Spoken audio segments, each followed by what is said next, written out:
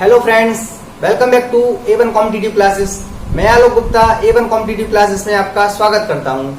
जैसा कि हम लोग पढ़ रहे हैं इस प्लेटफॉर्म पर मैथ्स, और आज मैं आप लोगों के लिए पढ़ाऊंगा रेशियो। इसके पहले भी मैंने एक क्लास रेशियो पे अपलोड करी थी, जिसमें मैंने रेशियो के काफी सारे बेसिक्स बता दिए थे। मैंने आपको 4 से 5 ट्रिक्स बताई थी, जिसके सहायता से आप किसी भी क्वेश्चन को जो रेशियो का है बहुत ही आसानी से बना सकते थे। आज मैं आपको बताऊंगा रेशियो को इक्वेट कैसे करते हैं, और उसके बाद बताऊंगा कि प्रोपोर्शनल्स यानी समानुपात कोई भी नंबर से समानुपात में कब होंगे। उसके पहले मैं आपको बता दूं कि जो भी मैं मैथ्स आपको प्रोवाइड कर रहा हूं, ये मैथ्स आपको CGL, CHSL और अभी लेखपाल की भर्ती आने वाली है और UPSI की भर्ती आने वाली है, तो उन सभी के लिए बहुत ही फायदेमंद होने वाली है। मेरे से बहुत सारे लोग कह रहे थे कि आप मैथ्स की ट्रिक्स प्रोवाइड करिए, तो आज मैं आप लोगों के लिए बहुत ही अच्छी 2-3 ट्रिक्स प्रोवाइड करूंगा, जिससे आपको बहुत हेल्प होने वाली है। तो चलिए फिर आज हम लोग अपनी क्लास शुरू करते हैं। और जिन्होंने मेरी पिछली क्लासेस ना देखी हो तो जा करके पिछली क्लासेस सारी क्लासेस देख लें। मैंने परसेंटेज की 7 क्लासेस आपको पढ़ाई थी, जिसमें परसेंटेज के मैंने पूरा चैप्टर कवर करा दिया गया है, और उसमें बहुत ही शानदार ट्रिक्स के माध्यम से मैंने आपको पूरा चैप्टर पढ़ाया हुआ है। तो चलिए फिर आज की क्लास हम लोग शुरू करते हैं और पढ़ेंगे आज रेशियो। इसमें सबसे पहले हम लोग पढ़ेंगे कि रेशियो को इक्वेट कैसे करते हैं, रेशियो को इक्वेट करने का मतलब क्या है, और फिर मैं बताऊंगा कि इनको इक्वेट कैसे करेंगे, वो भी बहुत ही अच्छी एक ट्रिक के माध्यम से। तो चलिए मैं आपके लिए एक क्वेश्चन लेता हूं।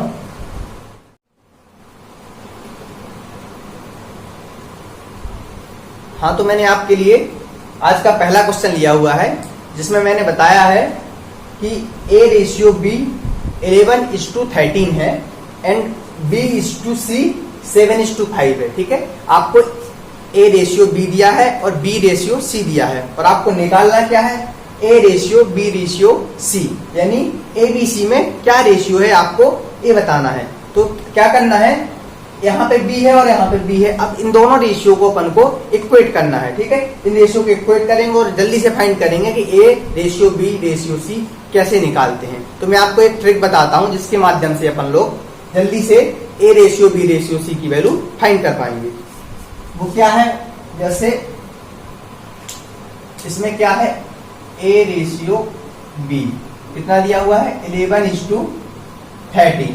ओके, और B रेशियो C क्या दिया हुआ है अपन को, 7:5।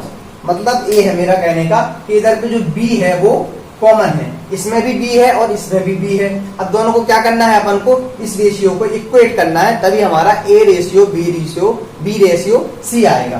तो कैसे निकालेंगे, उसको लिखने का तरीका मैं बताता हूं कि आप कैसे इसको लिखेंगे। जैसे आपको निकालना है, कॉमन क्या है, B है, तो सबसे पहले लिखेंगे अपन A ratio B 11:13, A ratio B 11:13।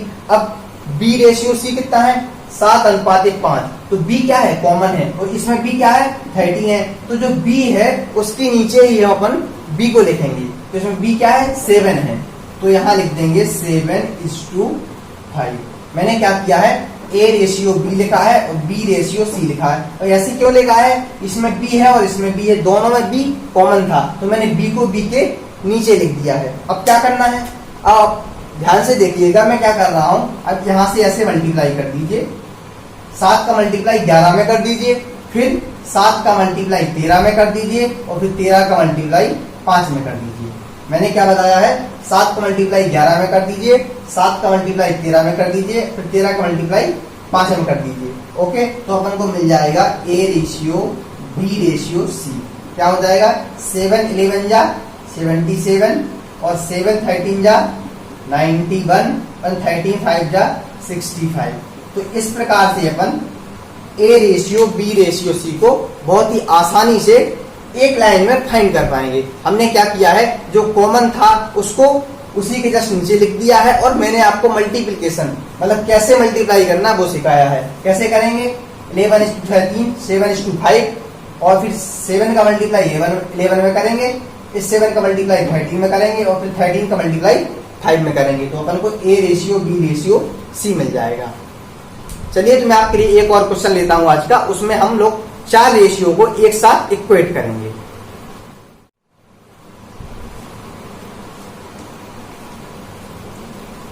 मैंने आपके लिए आज का दूसरा क्वेश्चन लिया हुआ है। इसमें मैंने क्या किया है कि A रेशियो B दिया है, B रेशियो C दिया है और C रेशियो D दिया है। फिर चारों रेशियो को हमको A ratio B ratio C ratio D को इक्वेट करना है कि वो कितना आएगा। तो इसके पहले वाले क्वेश्चन में मैंने बताया था कि A रेशियो B और B रेशियो C को ABC के साथ कैसे इक्वेट करते हैं, और अभी मैं बताऊंगा कि चारों रेशियो को एक साथ कैसे सॉल्व करेंगे। तो चलिए मैं आपके लिए सॉल्व कर देता हूं। इसमें क्या है, A रेशियो B है मेरा, वो है 7:6, ओके, और B रेशियो C है मेरा 3:4। अब क्या करेंगे, पहले की तरह ही अपन पहले A ratio B ratio C निकालेंगे। और वो कैसे निकलेगा, वो निकालने के लिए मैंने आपको बताया था कि सबसे पहले अपन लिख देंगे 7:6 A रेशियो B, फिर B रेशियो C, क्योंकि B दोनों में कॉमन है तो B के नीचे B लिखेंगे तो आ जाएगा 3:4। और जब इधर से इक्वेट कराएंगे तो आ जाएगा A ratio B ratio C। कैसे बताया था, मैंने बताया था कि इसका मल्टीप्लाई इसके साथ कराएंगे, फिर इसका मल्टीप्लाई इसके साथ कराएंगे और फिर इसका मल्टीप्लाई इसके साथ कराएंगे। तो ये हो जाएगा 7 3 जा 21 और 6 3 जा 18 एंड 6 4 जा 24। ठीक है, तो इधर से हमको मिल गया A ratio B ratio C। हमने तीन रेशियो को एक साथ इक्वेट करा दिया है। अब क्या है, C रेशियो D भी अपन हमको दिया हुआ है, तो हमको A ratio B ratio C ratio D चारों को इक्वेट करना है। तो क्या करेंगे, एक बार फिर से हम लोग इसको इसके साथ इक्वेट कर देंगे। तो आगे अपन लोग कैसे प्रोसीड करेंगे, A ratio B ratio C क्या आ गया है 21 रेशियो 18 रेशियो 24। ठीक है, और C रेशियो D क्या दिया हुआ है 2:3। तो A ratio B ratio C ratio D कैसे निकालेंगे, इसमें भी C है और इसमें भी C है, दोनों में C कॉमन है, तो अब हम इसको एक साथ इक्वेट करा देंगे। जब भी हमको इक्वेट कराना होगा तो हमको दो टर्म कॉमन मिलने चाहिए, तभी हम लोग इक्वेट कराएंगे, अदरवाइज इस तरीके से इक्वेट नहीं करा पाएंगे, फिर दूसरे मेथड्स अपनाने पड़ेंगे। ठीक है, तो अब इसको इक्वेट करा दीजिए, A ratio B ratio C ratio D।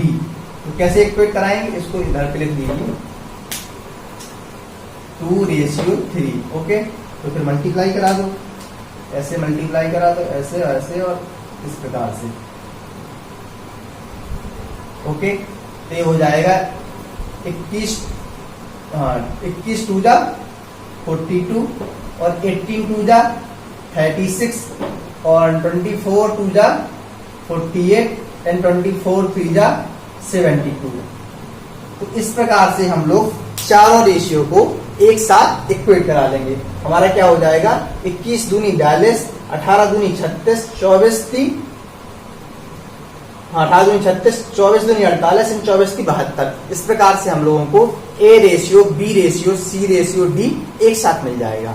तो अभी मैंने आपको बताया था कि रेशियो को इक्वेट कैसे कराना है, और अब मैं आपको बताने जा रहा हूं समानुपात यानी प्रोपोर्शन, कि कोई भी जो नंबर्स हैं वो कब कहेंगे कि वो सारे नंबर्स, चार नंबर प्रोपोर्शन में हैं। तो उसकी पहचान क्या है कि किसी भी नंबर्स को प्रोपोर्शन में होने के लिए यानी समानुपात में होने के लिए क्या क्या कंडीशन है। तो चलिए मैं आपके एग्जांपल लेता हूं और उसके माध्यम से समझाता हूं।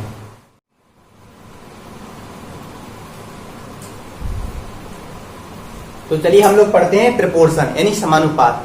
कोई भी दिए हुए चार नंबर समानुपात में कब होंगे, उनकी कंडीशन क्या है, उसके लिए क्या चाहिए कि A B C and D ये चार नंबर्स मैंने लिए हैं, इस चारों नंबर्स समानुपात में कब होंगे। उसके लिए कंडीशन है कि जो संबंध मेरा, जो रेशियो मेरा A का संबंध B से होगा, यानी जिस रेशियो में A B के साथ जुड़ा होगा उसी रेशियो में C हमारा D के साथ जुड़ना चाहिए, तभी हम कहेंगे कि चारों नंबर्स हमारे समानुपात में है। कहने का मतलब क्या है, कहने का मतलब ये है कि A रेशियो B जितना होगा उतना ही हमारा C रेशियो B होगा, तभी हम कहेंगे कि हमारे चार numbers A B C D proportion में हैं यानी समानुपात में हैं। ठीक है, इसका एक डेफिनेशन ये हो गया। और इसकी दूसरी डेफिनेशन क्या होती है कि चार नंबर को समानुपात में होने के लिए एक कंडीशन और होती है कि जैसे A B C and D अगर समानुपात में हैं तो क्या होगा, इसको लिखने का तरीका क्या है, समानुपात का साइन ए रेशियो बी समानुपाते C ratio D. Okay, A ratio B समानुपाते सी रेशियो डी।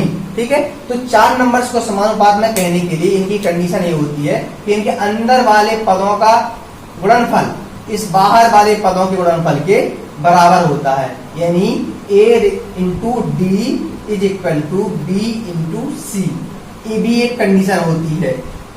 दिए हुए 4 नंबर समानुपात में हैं या नहीं है, ये लोग हम चेक करने के लिए ऐसे करते हैं कि जो बाहर वाले पदों का मल्टीप्लाई करते हैं और अंदर वाले पदों का मल्टीप्लाई करते हैं, दोनों का मल्टीप्लाई अगर सेम आ जाता है तो हम कह देते हैं कि दिए हुए 4 नंबर हमारे समानुपाती हैं। और दूसरा क्या है चेक करने का, दूसरा ये है कि दूसरा वाला नंबर पहले वाले के साथ जिस रेशियो में होगा उसी प्रकार से चौथा वाला नंबर तीसरे वाले के साथ रेशियो में होगा, तभी हम कहेंगे कि वो चारों नंबर हमारे समानुपात में हैं। तो एग्जाम में यहाँ से क्या क्वेश्चन पूछा जाता है, एग्जाम में पूछा जाता है कि मध्य अनुपाती बताइए। कोई भी 2 नंबर दे दिए जाते हैं और पूछा जाता है कि उसका मिड प्रोपोर्शन क्या होगा, और पूछा जाता है कि थर्ड प्रोपोर्शन क्या होगा, यानी तृतीय अनुपाती क्या होगा, और पूछा जाता है कि चतुर्थ अनुपाती या चतुर्थानुपाती फोर्थ प्रोपोर्शन क्या होगा। एग्जाम में समानुपात से यही क्वेश्चन पूछे जाते हैं। अभी मैं आपको बताऊंगा कि mid proportion, third proportion and fourth proportion को निकालने की सबसे शानदार ट्रिक क्या है। तो चलिए मैं आपके लिए एग्जाम्पल लेता हूं और उसके माध्यम से बताऊंगा कि किसी भी 2 नंबर्स के बीच में मिड प्रोपोर्शन कैसे निकालते हैं। हम लोगों को निकालना है मध्यानुपात यानी मिड प्रोपोर्शन। ठीक है, तो उसके लिए हम क्या करते हैं, 2 नंबर्स को ले लेते हैं। मैंने सबसे पहले क्या लिया है, मैंने ले ली 2 नंबर्स ए एंड बी। कोई भी 2 नंबर ले लिए ए एंड बी, और अब इनके बीच का हमको निकालना है इसका, इन दोनों नंबर्स का मिड प्रोपोर्शन। ठीक है, मिड प्रोपोर्शन।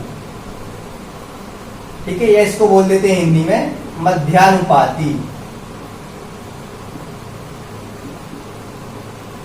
मध्यानुपाती निकालना है। अब आप कहेंगे मध्यानुपाती है क्या और कैसे निकालेंगे, तो मैंने क्या बताया था कि समानुपात में होने के लिए एक कंडीशन ये होती है कि ए रेशियो एक्स, मतलब कि जो संबंध दूसरे वाले का पहले वाले के साथ होगा वही संबंध चौथे वाले का तीसरे वाले के साथ होगा, और हमको निकालना है मिड प्रोपोर्शन। तो मान लेते हैं कि मिड ए और बी का मिड प्रोपोर्शन एक्स है। मिड प्रोपोर्शन का मतलब ये है कि अगर ये नंबर दिया गया है, जैसे हमको दिया गया है 6 और 6 के साथ कोई नंबर ले लीजिए, सॉरी 4 और 4 ले लीजिए 36। ठीक है, 4 और 36, अगर किसी ने पूछ दिया 4 और 36 का मिड प्रोपोर्शन क्या है, तो इसका मतलब ये है 4 और 36 के बीच में ऐसा कौन सा नंबर है जिसको पुट कर दें तो ये सभी नंबर हमारे प्रोपोर्शनल हो जाए यानी समानुपात में रहें। ठीक है, तो उस नंबर को निकालना है कि ऐसा कौन सा नंबर है जो इन दोनों के बीच में होगा, बीच में मतलब मिड में नहीं होगा, इन दोनों के बीच में होगा, 4 और 36 के बीच में कहीं पे लाई करेगा और वो एक समानुपाती होंगे, इन तीनों नंबर आपस में समानुपात हो जाए, तो उस केस को हम बोलते हैं कि वो वाला नंबर इन दोनों का मिड प्रोपोर्शनल हो जाएगा। ठीक है, तो मिड प्रोपोर्शनल निकालने के लिए क्या करेंगे, मैंने मान लिया कि x हमारा इन दोनों नंबर ए बी का मिड प्रोपोर्शनल है, तो क्या होगा, ए का संबंध, ए का रेशियो x के साथ जो होगा वही रेशियो, वही समानुपात x का किसके साथ होगा, b के साथ होगा, तभी तो a रिलेटेड टू b है और हमने कोई नंबर तीसरा x डाल दिया, वो समानुपात में कब होगा, कंडीशन क्या है, a is to b, proportional to x is to b, यानी a समानुपाती a अनुपाती x समानुपाती x अनुपाती b। ओके, तो अब मैंने कंडीशन क्या बताई थी कि इसके लिए क्या होता है कि अंदर वाले पदों का मल्टीप्लाई बराबर होता है बाहर वाले पदों के, तो यहां से क्या मिल जाएगा, x square equal to a into b। Okay, तो x जो हमने मिड प्रोपोर्शनल माना था वो आ जाएगा इधर से अंडर रूट a b। ठीक है, तो हम लोग किन्हीं भी दो नंबर्स के बीच का मिड प्रोपोर्शन निकालना हो तो उन दोनों नंबर्स का मल्टीप्लाई कर देते हैं और स्क्वायर रूट ले लेते हैं। ये हमारी एक ट्रिक है। जैसे 4 और 36 का अगर हमको मिड प्रोपोर्शन निकालना था, 4 और 36 के मिड प्रोपोर्शन निकालना था, तो आंसर क्या हो जाएगा, क्या करेंगे, mid proportion x equal to हो जाएगा √4 × 36। ठीक है, तो 4 × 36 करेंगे तो कितना आएगा, 4 6 जा 24, 2 4 3 जा 12 and 14। ठीक है, तो ये हो जाएगा √144 दैट इज 12। 4 और 36 का अगर कोई आपसे मिड प्रोपोर्शन पूछता है, मध्यानुपाती पूछता है, तो वो हो जाएगा 12। कैसे निकालते हैं, मैंने आपको फॉर्मूला ड्राइव करके बता दिया है। अब मैं आपको बताता हूं कि थर्ड प्रोपोर्शन यानी तृतीयानुपाती कैसे निकालते हैं। अभी मैंने आपको बताया मिड प्रोपोर्शन, ठीक है, यानी मध्यानुपाती। अब मैं आपको बताऊंगा थर्ड प्रोपोर्शन यानी तृतीयानुपाती। ठीक है, तो तृतीयानुपाती निकालने के लिए हम लोग क्या करेंगे, फिर से वही दो नंबर ले लेते हैं कि ए ले लिया और बी ले लिया। ठीक है, अब इसका तृतीयानुपाती निकालना है यानी थर्ड प्रोपोर्शन निकालना है। तो थर्ड प्रोपोर्शन कैसे निकालेंगे, फिर से वही करेंगे कि मान लीजिए कि इसका थर्ड प्रोपोर्शन x है। ठीक है, ए और बी दो नंबर थे, उसका थर्ड प्रोपोर्शन निकालना था। मैंने मान लिया कि x हमारा थर्ड प्रोपोर्शन है। अब प्रोपोर्शनल होने की कंडीशन क्या है, प्रोपोर्शनल होने के लिए कंडीशन मेरी क्या थी कि a is to b, a का b के साथ जो रेशियो है वही रेशियो इस b का यानी इस तीसरे नंबर का चौथे नंबर के साथ होना चाहिए। तो b इज टू x। ठीक है, अभी हमारे पास में a और b दो नंबर दिए गए थे और उसका थर्ड प्रोपोर्शन यानी तृतीयानुपाती निकालना था। तो मैंने मान लिया तृतीयानुपाती x हो जाएगा। अब उसकी कंडीशन क्या है, प्रोपोर्शन होने की कंडीशन ये है कि जो पहला वाला दूसरे वाले के साथ जिस रेशियो में होगा, चौथा वाला या तीसरा वाला चौथे वाले के साथ उसी रेशियो में होगा। ये हमारी समानुपात की कंडीशन है। तो हमने उस कंडीशन में सेटिस्फाइड करा लिया, रख लिया। तो इधर से क्या निकल के आएगा, हमको x की वैल्यू फाइंड करनी है। तो x की वैल्यू फाइंड कैसे करेंगे, x की वैल्यू फाइंड करने के लिए मैंने क्या बताया था कि इनका मल्टीप्लाई होता है और इनका मल्टीप्लाई होता है। तो a × x इक्वल टू आ जाएगा b²। ओके, तो यहाँ से x की वैल्यू क्या आ जाएगी, b²/a। ठीक है, तो यहाँ से हमारा थर्ड प्रोपोर्शनल यानी तृतीयानुपाती, इसको बोल देते हैं तृतीयानुपाती,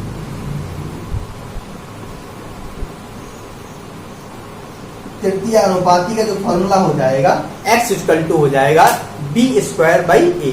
यानी जो हमको दूसरा नंबर दिया होगा उसका हम लोग स्क्वायर कर देंगे और पहले वाले नंबर से क्या करेंगे, डिवाइड कर देंगे। अब मैं आप फॉर एग्जांपल अगर मैं आपको दे दूं कि मैंने नंबर ले लिया है 4 और 14, 4 और 14 का थर्ड प्रोपोर्शन निकालना है, का तृतीयानुपाती क्या होगा, तृतीयानुपाती।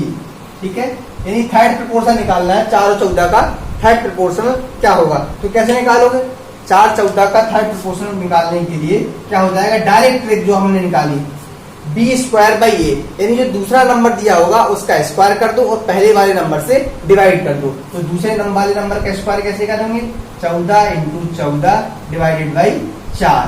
तो यहाँ से हो जाएगा 14 14 जा 196, 196 को जब तुम 4 से डिवाइड करोगे तो आ जाएगा 49, 196 को 4 से डिवाइड करोगे तो 49 आ जाएगा। तो हमारा थर्ड प्रोपोर्शन ये हो जाएगा, हमारा थर्ड प्रोपोर्शनल।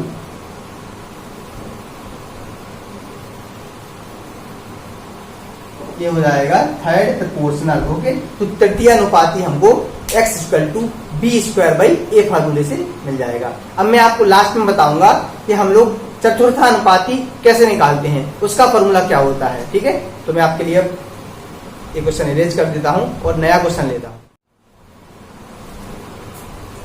तो अभी हमने आपको बताया कि मिड प्रोपोर्शन कैसे निकालते हैं और थर्ड प्रोपोर्शन कैसे निकालते हैं। अब हम बताएंगे कि फोर्थ प्रोपोर्शनल यानी चतुर्थानुपाती कैसे निकालते हैं। उसके लिए क्या करेंगे, let a b and c are the 3 numbers. अब हमको इसका फोर्थ प्रोपोर्शनल निकालना है। इसका फोर्थ प्रोपोर्शनल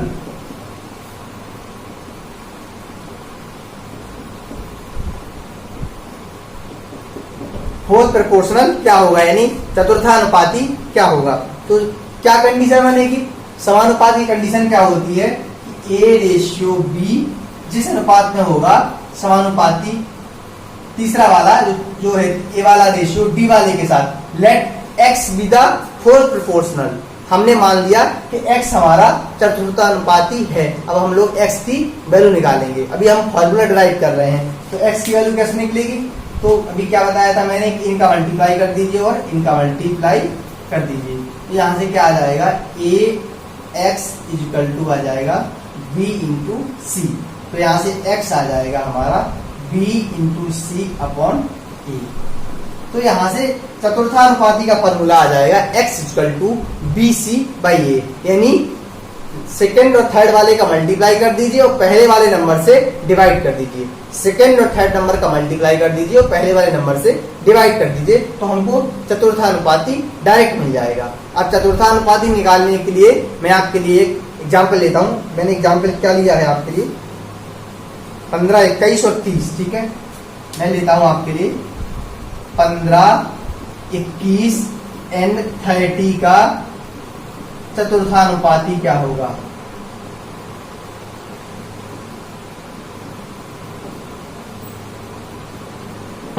ठीक है, 15, 21 और 30 का चतुर्थानुपाती हमको निकालना है, क्या होगा। तो 15, 21 और 30 का चतुर्थानुपाती निकालने के लिए भी फॉर्मूला क्या आया है, x इक्वल टू क्या आया है, बी सी बाई ए, यानी सेकेंड टर्म और थर्ड टर्म का मल्टीप्लाई करना है और पहले वाले टर्म से डिवाइड करना है। इस 15 से अपन डिवाइड कर देंगे तो क्या हो जाएगा, 15 2 जा 13 है, 21 दूनी 42, तो x की वैल्यू आ जाएगी 42। तो हमारा जो फोर्थ प्रोपोर्शनल होगा 15, 21 और 30 का आ जाएगा 42।